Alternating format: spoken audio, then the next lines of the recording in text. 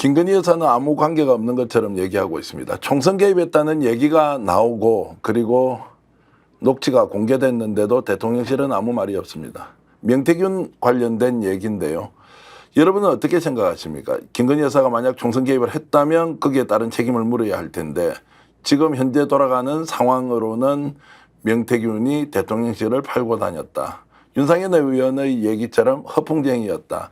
일설에는 사기꾼 아니냐라는 이야기가 나오는데요. 저희들이 취재를 하면 할수록 더욱더 복잡하고 우리가 모르는 진실이 거대한 업무처럼 숨어 있다는 것을 느낄 수가 있는데요. 오늘 고소의 전략에서는 조국 혁신당에서 가장 명성을 휘날리고 있는 국회의원 한 분 모시고 이 사건 전반에 대해서 얘기를 나눠보겠습니다. 이혜민 의원 오셨습니다. 어서 오십시오. 안녕하십니까. 조국혁신당 이혜민입니다. 자, IT 전문가신데 이런 네. 민감한 정치 현안에 대해서 얘기 나누자고 네. 이렇게 좀 모셨는데 괜찮으시죠? 네, 왜냐하면은 국회가 이제 결국에는 국민의 의견을 대변을 해야 되기 때문에 지금 현재 현안이라고 한다면은 당연히 이야기를 편하게 나누고 싶습니다. 지난번에 이제 국회 청문회 과정에서 방통위 이진숙 방통위원장 후보에 대한 네. 그 청문회 과정에서 국민들이 굉장히 환호성을 지르면서 야, 조국 혁신당에 이혜민 의원 같은 분이 있구나라고 네. 평가를 많이 했습니다. 네. 그런 평가를 받았던 비결은 어떤 겁니까?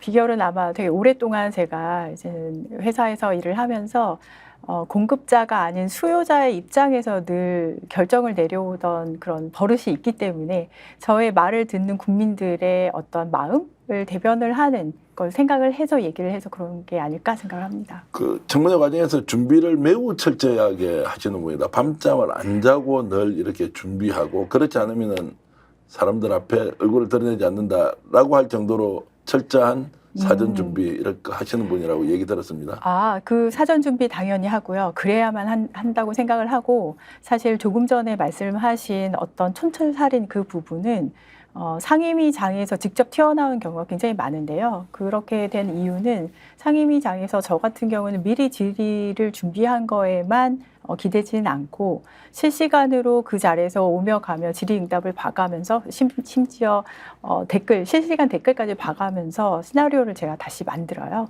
그렇기 때문에 그게 가능하지 않을까 싶습니다. 철저한 준비 그리고 평소에 갖고 있는 역량 거기다가 실시간으로 이루어지는 여러 가지 상황을 종합적으로 고려하는 이제 그걸 전문용어로 정치인의 묵기다 이런 이야기를 하는데요. 감사합니다. 오늘도 좀 기대하면서 네. 실제로 너무 심각한 문제를 단순화하는 거 아니냐, 너무 표피적으로 형식적인 것으로 좀 치부하는 거 아니냐라는 것 때문에 네. 명태균, 김건희 여사의 공천 개입 문제는 좀 더 본질적으로 다뤄야 한다는 것 때문에 오늘 의원님 모셨고요. 자, 김건희 여사가 총선 개입했다는 의혹이 폭로가 됐는데 대통령실이 아무 이제 반응을 하지 않고 있습니다. 핑계를 이제는 체코 원전 네. 출장으로 삼고 있는 것 같습니다. 아무런 네. 반응하고 있지 않고요.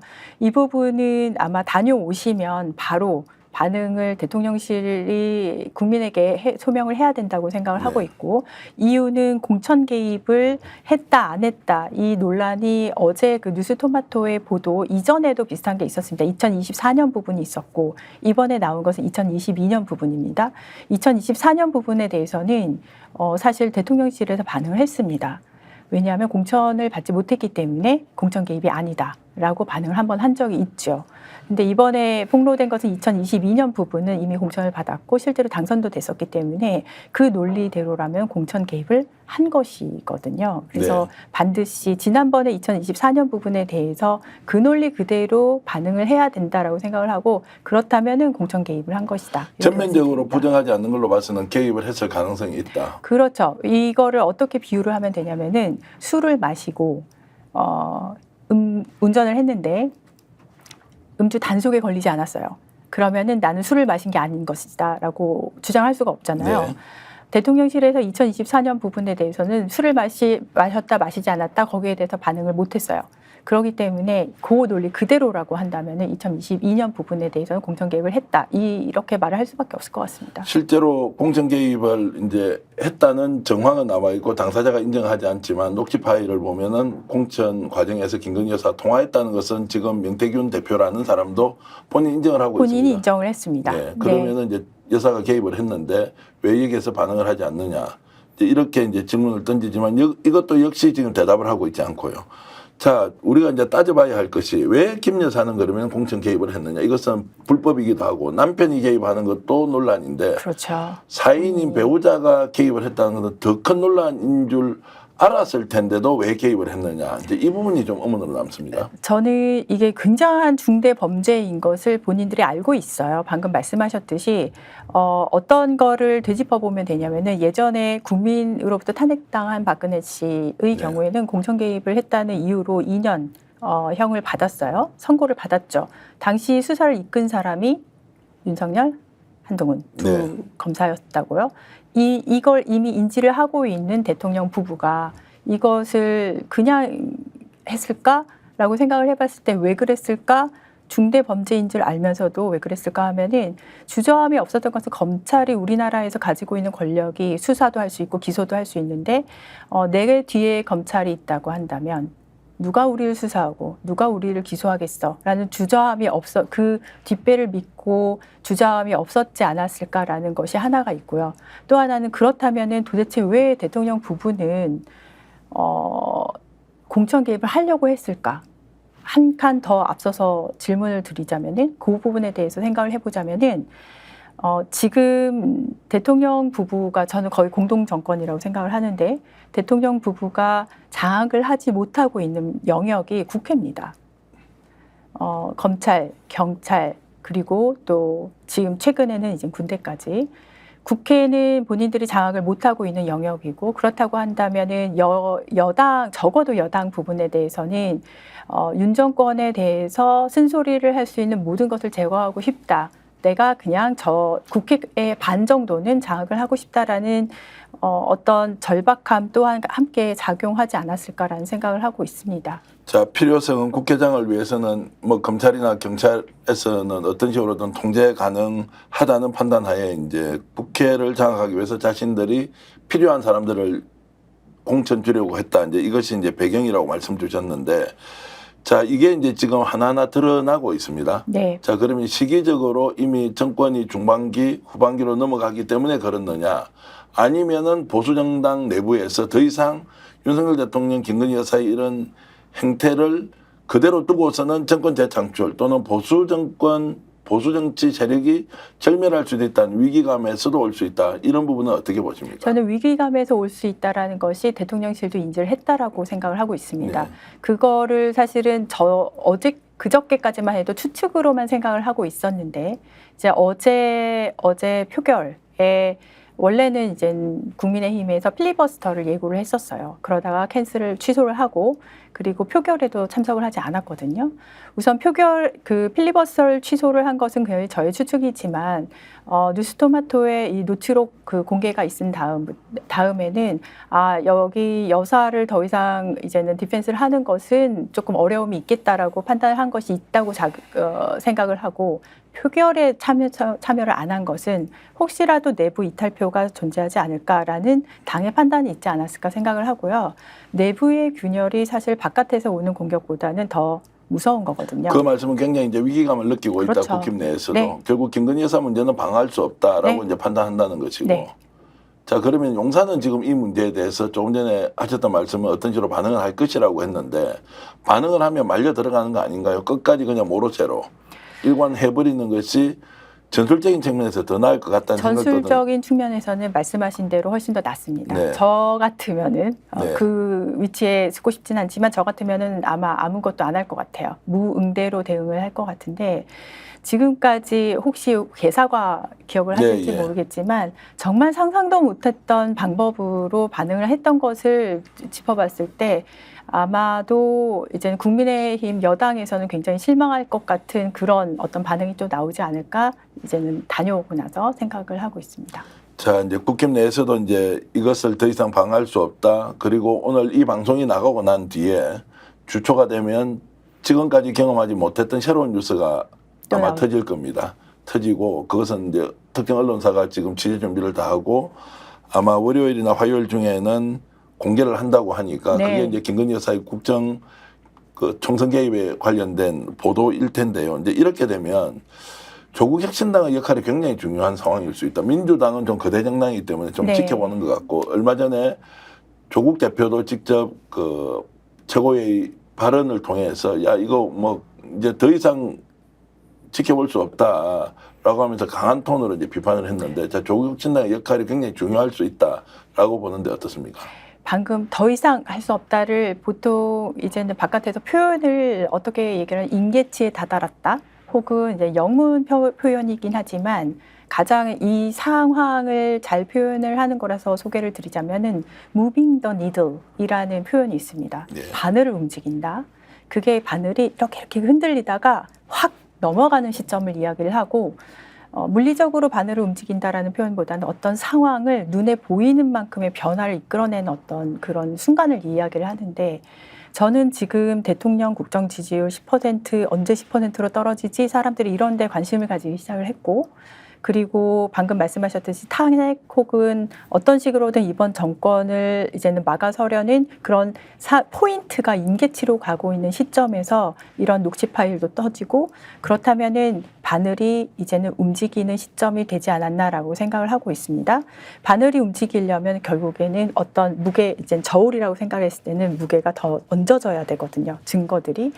지금 조국혁신당 같은 경우는 이미 탄추위를 발족을 했습니다. 탄추위는 어떻게 보면 지금 현 정권에 대해서 3년은 너무 길다 저희가 시작을 했기 때문에 탄핵이나 퇴진에 필요한 모든 일을 하겠다라는 약속이고 거기에서 이 저울에 계속해서 증거를 모으고 탄핵이나 이제는 그 퇴진에 필요한 것을 모아서 입법화하고 그리고 퇴진 운동에 제일 앞장서겠다라는 그 선명성을 내보인다고 생각을 하고 있고요.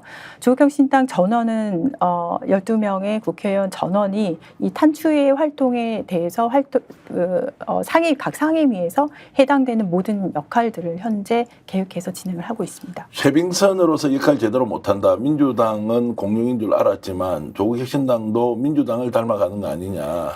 말로는 국민들에게 탄핵 추진한다라고 하지만 구체적인 행동으로 좀 보이는 게 없어서 국회 들어가고 나서 좀 다들 생각이 또는 몸이 반응을 좀 달리하는 거 아니냐 이런 얘기 있는데요. 그런 이야기는 일부의 이야기라고 저는 믿고 싶습니다. 네. 그리고 저희가 하고 있는 일들에 대해서 사실은 잘 드러나지 않는 것은 안타까운 일이긴 해요.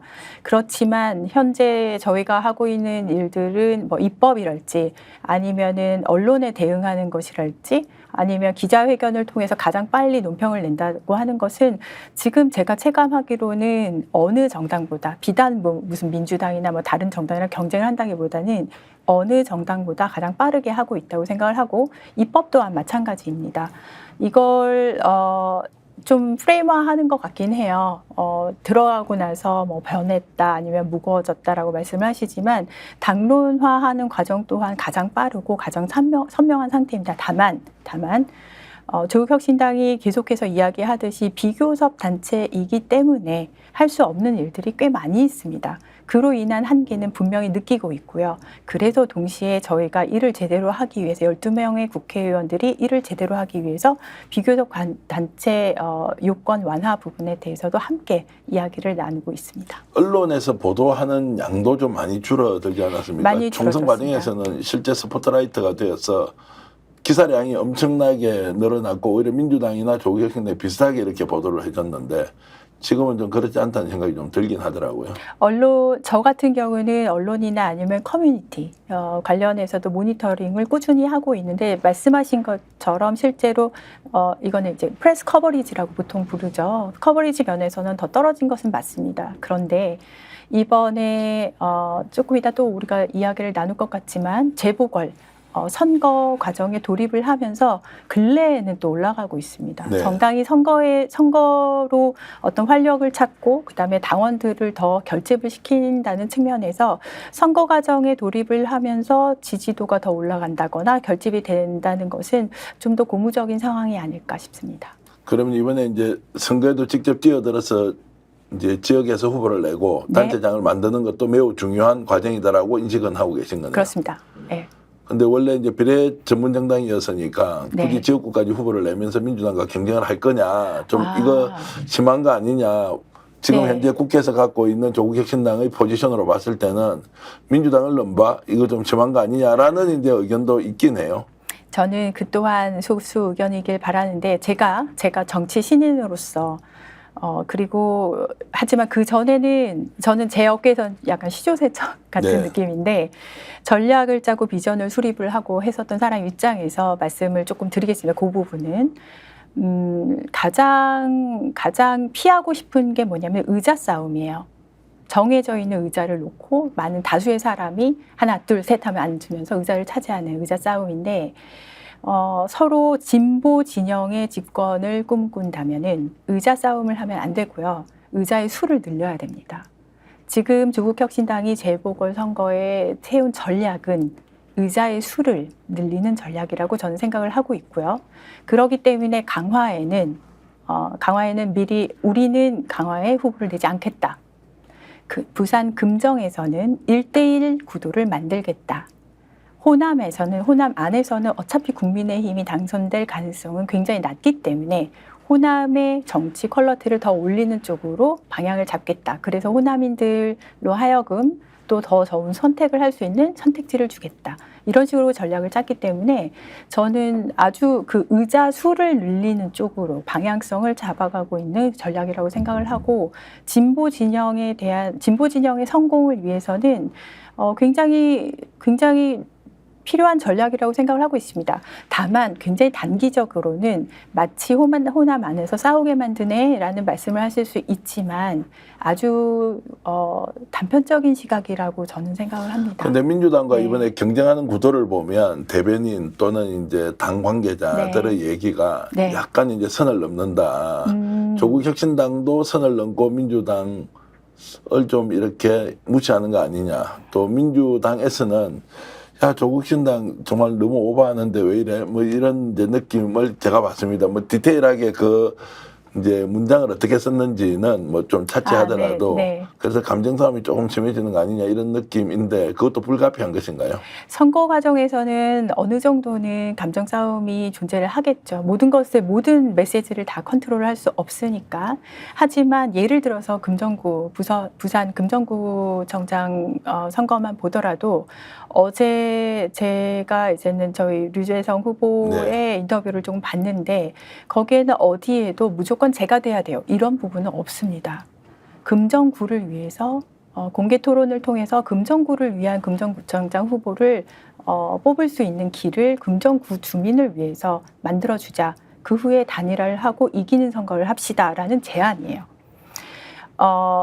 이거는 사실은 어느 정도 이제는 지지자들 사이에서 감정이 좀 더 올라와서 방금 말씀하신 선을 넘는 부분이 존재를 할지 모르겠지만 선거는 저는 어쩔 수 없는 부분이 있다고 생각을 합니다. 하지만 당 차원에서는 그다음에 후보 캠프 차원에서는 굉장히 절제되고 굉장히 격이 있는 그런 식의 선거를 현재 치르고 있습니다.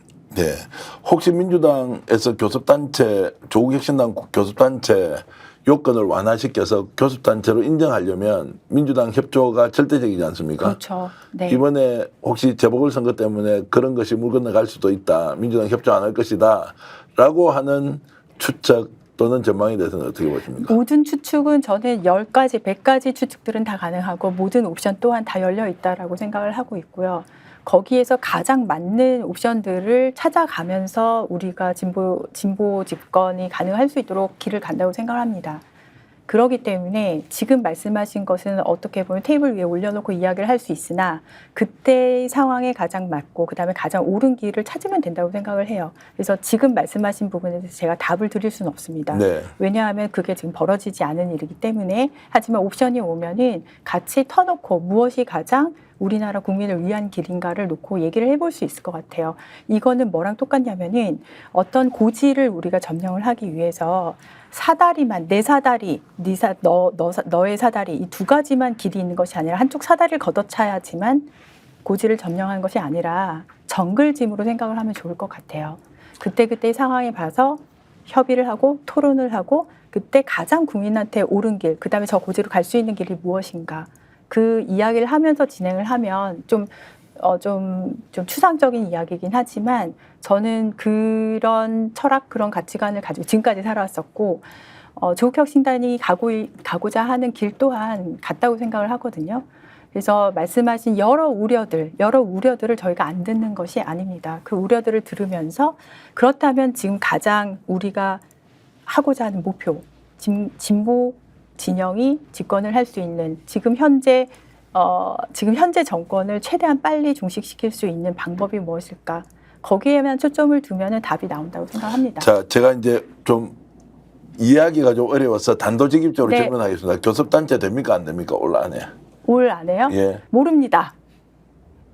모릅니다 이러면 그러면 안 될 것 같은데. 모릅니다. 예. 라고 말씀을 드렸냐면은 거기에 뭐가 있냐면은 칼자루를 저쪽에서 예. 강자가 가지고 있다는 사실을 알기 때문에 예. 이고요. 그렇다면은 조국혁신당은 무엇을 해야 될까 한다면은 그 방향성을 그 강자가 혹은 칼자루를 가진 측에서 동의를 할 수밖에 없는 가장 큰 가치를 내세울 수밖에 없을 것 같습니다. 그리고 지금 저희가 탄추에서 하는 일이랄지 아니면은 지금 제가 방금 말씀드린 저는 의자수를 늘리는 전략이라고 생각을 하는데 재보궐 선거를 통해서 전국에 있는 사람들이 진보 진영에 더 집중을 하게 만드는 것이랄지 이 모든 상황이 옳은 길을 향해서 민주당이랑 같은 방향성을 향해서 가고 있다라고 믿고 있고요. 예. 그래서 모른다라고 말씀드리는 겁니다. 저희는 하지만 이 방향을 위해서는 지속적으로 모든 할 수 있는 일들을 할 것이고 그것이 옳은 가치를 전달하는 한 민주당에는 오히려 좀 부담이 되지 않을까라는 생각을 합니다.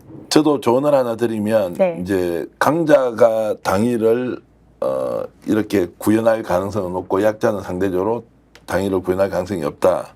근데 예외가 있어요. 그 집단의 지도자가 강자의 집단이든 약자의 집단이든 그 지도자가 마음을 먹지 않습니까? 이재명 당대표와 조국 대표가 지금 마음을 먹으면 이 문제 해결할 수 있어요. 그래서 이것을 이제 집단의 논리로 보는 것은 거의 불가능할 것 같지만 지도자가 갖고 있는 방향 그리고 한국 정치를 어떻게 발전시켜야 할 것인가에 대한 국민적 바람 뭐 이런 걸 생각하면 해결을 할 수 있는데 그런 면에서 조국혁신당은 이번에 재보궐선거가 굉장히 유의미한 결과적으로 이것 때문에 오히려 국회교섭단체 문제도 해결이 되었다라고 하는 선순환 구조로 만들어내는 것은 고도의 지혜가 필요할 것이다. 그리고 그것이 가능할 수도 있다. 왜냐하면 재보궐선거 관심이 아무도 없었는데요. 갑자기 호남선거에 관심이 많이 생겼어요. 네, 저희가 총선 때도 그런 역할을 했고요. 그다음에 이 재보궐선거 또한 그런 역할을 했고 방금 전에 말씀 주신 그 조언들이 굉장히 와닿는데요. 집단의 논리로 가는 것보다는 사실 두 대표님의 개인의 영역으로 이제는 갔을 때 저는 가장 이분들이 힘을 받는 어떤 결정을 내리든 힘을 받는 것은 어디에서 힘을 받냐면은 국민들한테 힘을 받는다고 믿고 있습니다. 지금 재보궐 선거를 이렇게 여러 그 선거를 축제처럼 올리고 있는 사람들은 사실 조국혁신당이기 때문에 그 또한 교섭단체로 가는 또 하나의 또 긍정적인 길이 아닐까 생각을 합니다. 네, 그렇게 보면 이제 김건희 여사 총선 개입 이슈 그리고 지금 국정농단 이슈와 관련해서 자 172대 10이기 때문에 조국혁신당이 현실적 한계가 있다는 것은 인정하지만 그렇습니다. 오히려 172대 12이기 때문에 이 12가 외형상으로 드러나는 에너지의 총량은 172가 돼야 되는 거 아니냐. 이제 그런 면에서 조국혁신당이 적극적으로 나서서 용산에 텐트를 깔든 아니면 김건희 여사 집 앞에 가서 뭔가 시위를 하든 국정농단 사태에 대해서 길바닥에 앉아서라도 조국혁신당 다운 모습을 보여줘야 하는데 이거 없다라는 지적이 있거든요. 네, 오늘 사실은 아마 이제 그 함 신부님까지 해서 시국 선언이 있었습니다. 맞습니다. 원래 한국 언론재단에서 이제 그 건물에서 하려고 했다가 프레센터에서 하기로 했는 거를 갑자기 하루 전날 안 된다고 해서 거기에 가서도 사실 가장 앞서서 거기 회의실까지 쫓아가서 소리 지르고 들어 누운 사람은 우리 당의 조국혁신당의 김재원 의원입니다. 누구시라고요? 김재원 의원이요. 김재원 의원. 네. 조국혁신당은 한 명 한 명의 의원들이 단 한 명도 빼놓지 않고 그런 심정으로 그런 행동력을 현재 보여주고는 있습니다. 언론에서 더 많이 관심을 가져주셨으면 좋겠고요. 실제로 지난번에 방통위를 찾아가서 과방위 의원들, 야당 의원들이 찾아가서 좀 항의 방문을 한 적이 있었는데 그때도 제일 먼저 나는 방통위 앞에 가서 들어눕겠다라고 얘기한 사람 저고요. 그래서 야당 의원들이 결국에 다 가게 됐고 그러는 바람에 이제 맞불로 여당까지 다 출동을 한 일이 벌어졌는데 지금 현재 알게 모르게 조국혁신당 의원들은 단 한 명도 빼놓지 않고 그런 쇄빙선 역할을 하고 있습니다.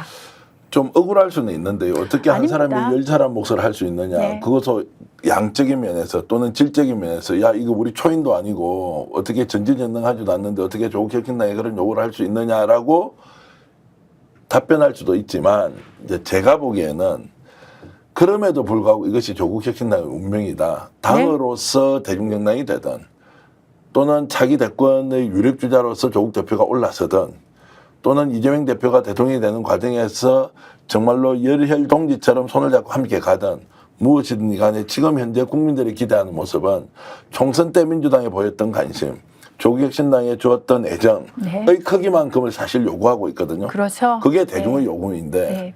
그걸 지금 조국혁신당 의원들이 제대로 하지 못한다는 지적도 저는 감수는 좀 해야 할 필요가 있다고 봅니다. 그거를 받아들이고요. 네. 하지만 그렇다고 해서 지금 저희가 열심히 하고 있는 모습 혹은 행동을 절대로 굽힐 생각은 없고 네. 좀 더 저희의 진정성이 잘 알려지기를 바라는 마음은 있고요. 말씀하신 한계 또한 인지를 하고 있습니다. 근데 그 한계가 아마 저희의 전투력을 그렇게 이렇게 약화시킬 것 같지는 않고요. 네. 그 한계가 느껴질수록 좀 더 세지는 생각은 하고 있습니다. 하여튼 그런 모습을 자주 네. 좀 보기를 바라고요. 저는 뭐 제가 민주당 쪽 사람을 많이 알아서 그런지 조국혁신당 생각보다 더 강력하게 싸워야 하는데 그런 모습 보이지 않는다. 물론 그분도 언론 보도를 통해서 접하지 않기 때문에 그런 생각을 할 수도 있고요. 지금 조언 진짜 아프게 받고요. 예. 그래서 더 열심히 해야겠다라는 생각만 듭니다. 네. 네. 자, 그래서 이제 지금 다시 첫 질문으로 돌아가 보겠습니다. 김건희 여사가 지금 총선에 개입했다. 국정농단 여러 사건들이 계속 터지고 있는데 자, 그런 상황에서 조국혁신당이 민주당과 차별화된 접근을 어떻게 할 거냐. 목소리만 키운다? 자, 이런 것도 한계가 있을 것이고 차별화된 전략 같은 게 필요할 것 같은데 이 부분에 대해서는 오히려 민주당도 굉장히 민감하고 또는 신속하게 대응을 하고 있습니다. 박찬대 원내대표도 나와서 이것은 탄핵 사유에 해당한다라고 먼저 소리를 지르니까 오히려 공간이 좀 열리지 않은 면도 있지만 그럼에도 불구하고 지금 계속 얘기하듯이 조국 혁신당만의 카드 뭔가 한 칼 이런 게 이제 있어야 하는데 그런 부분에 대해서는 좀 전략을 수립하는 과거의 경험으로 봤을 때 어떻게 하면 좋을 것 같습니다. 우선 저는 민주당 쪽에서도 그렇게 빨리 움직이게 된 점에 대해서 굉장히 높게 평가를 하고 싶습니다. 그렇게 되게 된 배경에 조국혁신당이 있다라고 네. 생각을 하고 있고요. 그거는 국민들을 위해서 좋은 일이죠. 조국혁신당만의 어떤 전략이 있다고 한다면은 저희는 제일 먼저 지금 탄추위 아까 말씀드린 탄추위를 설립을 하고 탄추위에서 좀 조직적으로 행동을 하고 있습니다. 입법 또한 그 안에서 다 논의가 되고 그리고 탄핵이나 아니면 퇴진 운동을 위한 여러 가지 증거들 제보들을 지금 다 수집을 해서 모아놓고 있습니다. 거기에서 입법화해서 풀 것들은 입법화해서 풀고 그다음에 목소리만 내지 않냐 말씀을 하셨지만 목소리로 또 내야 되는 부분. 있습니다. 그래서 논평 또한 되고 저희가 이거를 단편적으로 엄청나게 사이즈가 큰 정당이 아니기 때문에 가져가는 또 장점이 있거든요. 아주 빠르게 결정하고 가는데 그 빠르게 결정하고 가는 과정이 약간 이렇게 흩어져 있는 것이 아니라 12명이 똘똘 뭉쳐서 아주 조직적으로 움직이고 있는데 그래서 입법이랄지 아니면은 논평이랄지 이게 아주 하나의 고도화된 전략 하에서 지금 현재 나오고 있고요. 요거는 국정감사를 통해서도 아마 드러나게 될 것 같습니다. 이유는 국정감사를 진행을 함에 있어서 이 탄추위 활동과 연계된 계획들이 다 모든 의원들이 짜고 있어서요. 아마 좀 구속혁신당을 움직이는 게 뭔가 일사불란하고 조직적이네라는 생각을 하실 수가 있을 것 같습니다. 이런 얘기 하시더라고요. 평론가 중에 한 분이 이번 국정감사 보면 조국 네. 혁신당의 실력이 진짜 드러날 것이다. 아, 자, 민주당 네네. 170명과 12명의 조국 혁신당 의원들이 경쟁을 했을 때 어떤 정당이 국민들에게 확 와닿는 이슈를 네. 가지고 제대로 따지고 묻고 바꿀 것이냐. 네. 기대를 하는 사람이 많으니까요. 네. 그 기대에 꼭 부응하셔서 보궐선거도 성과를 내시고 네. 그리고 교섭단체와 관련된 부분도 반드시 성과를 내어서 국민들이 바라는 조국 혁신당이 되기를 진심으로 바라겠습니다. 아, 정말 감사합니다. 국민의 마음을 얻는 하루하루가 예. 될 수 있도록 노력하고 있습니다. 정치 현안에 대해서 오늘 이렇게 나눴던 이야기 다음에도 좀 더 진척된 내용이 있으면 한 번 더 모시고 말씀 듣겠습니다. 너무 좋죠. 예, 그렇게 하겠습니다. 네. 자, 지금까지 고소의 전략 이혜민 의원과 함께 얘기 나눴습니다. 시청자 여러분 고맙습니다. 감사합니다.